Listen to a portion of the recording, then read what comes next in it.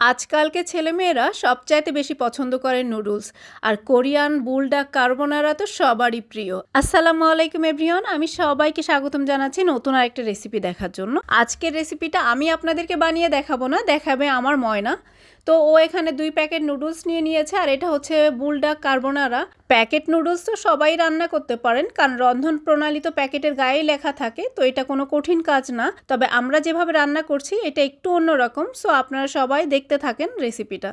নুডলসটাকে যথেষ্ট পরিমাণ পানি দিয়ে আমরা সিদ্ধ করে নিয়েছি 5 মিনিটের জন্য। এখানে একটা ব্যাপার খেয়াল রাখবেন, কোনোভাবেই নুডলস কিন্তু একেবারে নরম করে ফেলা যাবে না, তাহলে কিন্তু খেতে খুব একটা ভালো লাগবে না। তো আমাদের নুডলস সিদ্ধ হয়ে গেছে, এখন আমরা পানি ঝরিয়ে ফেলবো। এবার নিয়ে নিলাম একটা কড়াই, সাথে নিয়ে নিচ্ছি 2 টেবিল চামচের মতো তেল আর 1 টেবিল চামচের মতো রসুন কুচি।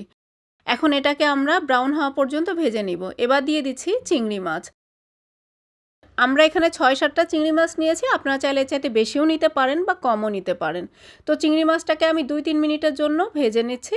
আর এবার দিয়ে দিচ্ছি আগে থেকে সিদ্ধ করে রাখা নুডলস। চিংড়ি মাছের সাথে নুডলসটাকে একটু ভেজে নিয়ে এর মধ্যে দিয়ে দিচ্ছি নুডলসের ভিতরে যে মশলা থাকে ওই মশলা। নুডলসের মশলা দেওয়ার পর খুব ভালো করে মিক্সড করে নিচ্ছি। মোটামুটি মিক্সড হওয়ার পরে এর মধ্যে দিয়ে দিচ্ছি এই নুডলসের ভিতরে একটা পেস্ট থাকে। এই পেস্টটা কি পরিমাণ যে ঝাল, যারা না খাননি তারা বুঝবেন না।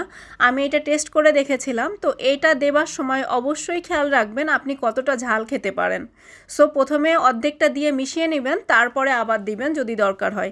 আমার মেয়ে মাশাল্লাহ এইটাই এতটাই অভ্যস্ত, সে পুরোটাই নিয়ে নেয়, কিন্তু আমি খেতে পারি না। আমি চেষ্টা করেছি, বাট আমি খেতে পারিনি।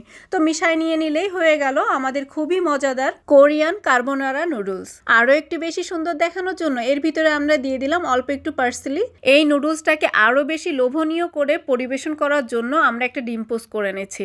আর ডিম পোস্ট করার সময় খেয়াল রাখবেন ডিমের কুসুমটা জানি কোনোভাবেই শক্ত না হয়ে যায়, আর ডিমটাকে উল্টাই দিবেন না। আশা করছি আজকের রেসিপি আপনাদের অনেক ভালো লেগেছে। ভালো লাগলে অবশ্যই লাইক, কমেন্ট আর শেয়ার করবেন। ফলো করতে কিন্তু ভুলবেন না।